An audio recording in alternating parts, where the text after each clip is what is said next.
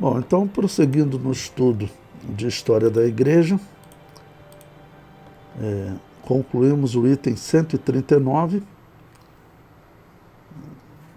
tratando de João Calvino e de todo esse trabalho que ele está fazendo, em especial em Genebra, na Suíça, mas como eu estava dizendo para vocês, ele estava influenciando em toda a Europa e até no Brasil.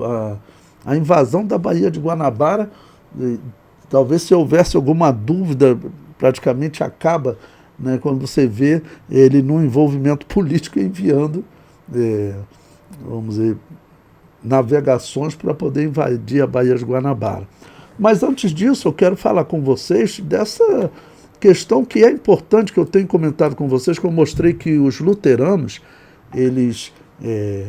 eu tenho mostrado que os protestantes, o protestantismo, ele é nada mais, nada menos do que um movimento da maçonaria. É isso que eu tenho mostrado para vocês. Bom, eu vou citar um exemplo agora aqui, né, de um artigo na internet, tá bom?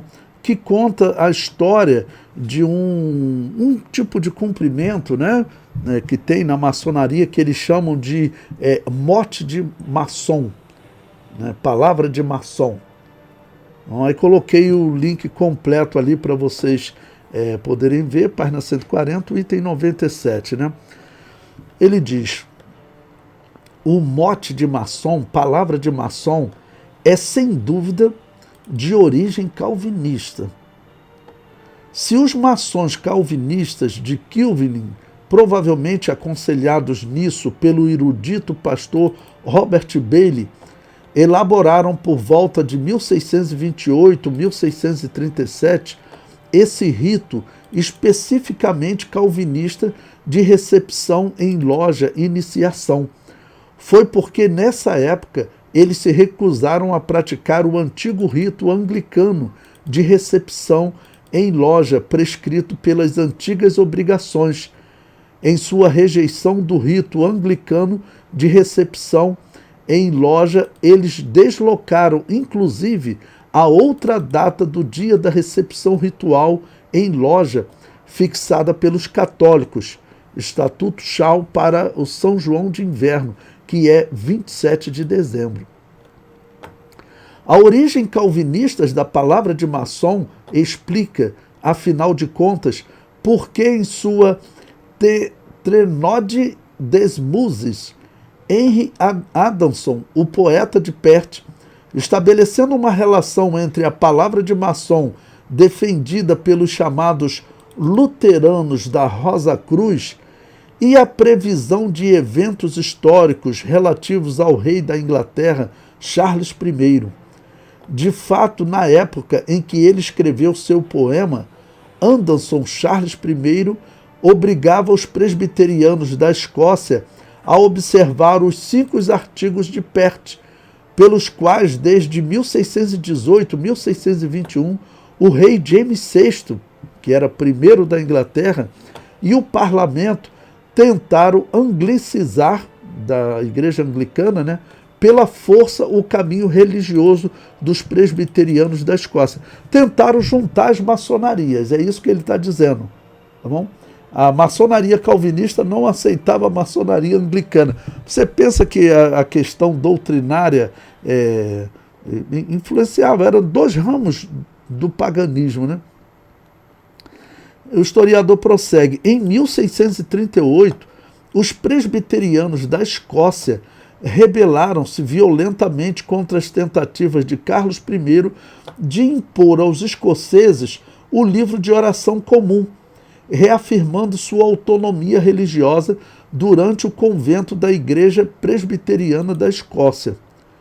Essas lojas da maçonaria, né? Essas lojas presbiterianas, que até então haviam recebido seus novos membros pelo rito anglicano, herdado das antigas obrigações inglesas, propuseram substituí-lo por outro rito especificamente calvinista.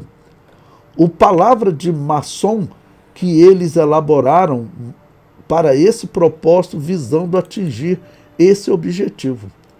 Bom, então, olha, o luteranismo nasceu pela maçonaria. E lembre-se, maçonaria é o quê? Maçonaria nada mais, nada menos do que um novo nome para o gnosticismo. Então, quando eu tenho dito para vocês que Lutero e Calvino, esses indivíduos, eles eram bonecos nas mãos da maçonaria, que é o mesmo dizer que eles eram bonecos nas mãos do gnosticismo. E o gnosticismo, vocês sabem, a interpretação geral é que o apóstolo João, quando ele fala do anticristo, no contexto ali ele está falando do gnosticismo. O anticristo será um homem, mas o gnosticismo será a grande mensagem do anticristo aqui na Terra. E lembre-se o que o gnosticismo prega, que o Deus da Bíblia é um Deus mau. Essa é uma das mensagens do gnosticismo que nós dizemos. Cristão não pode ser gnóstico, cristão não pode ser maçom. Mas o gnosticismo está escondido no catolicismo e no protestantismo direto. Se você pesquisar o que eu estou dizendo para vocês, todas as igrejas protestantes que vieram para o Brasil, todas elas vieram com dinheiro do satanismo maçônico. Isso está descrito lá naquele livro, é um dos livros que fala, né? Centelha em restolho seco, rastro de sangue ou rastro maçônico. É porque o livro não consegue diferenciar as igrejas batistas protestantes que vêm para o Brasil tudo com dinheiro da maçonaria. E os pastores eram todos maçons. O mesmo acontece com as presbiterianas. Tudo farinha do mesmo saco, como diz. Bom, o historiador prossegue, né, falando dessa ligação do calvinismo com a maçonaria. Ele diz: Joaquim Vilata, né, da ordem, grau 33 da maçonaria, membro do Sublime Conselho do Rito Moderno para o Equador, os títulos dele, né? Presidente do Círculo de Estudo do Rito Francês, tal, diretor da Academia Internacional da Quinta Ordem, grande soberano, grande comandante do Conselho Supremo do Grau 33 para a Espanha do Rito Antigo e Aceito. É ele que assina todas essas informações. Então, eles eram ligados mesmo à maçonaria, são ligados até hoje. Não?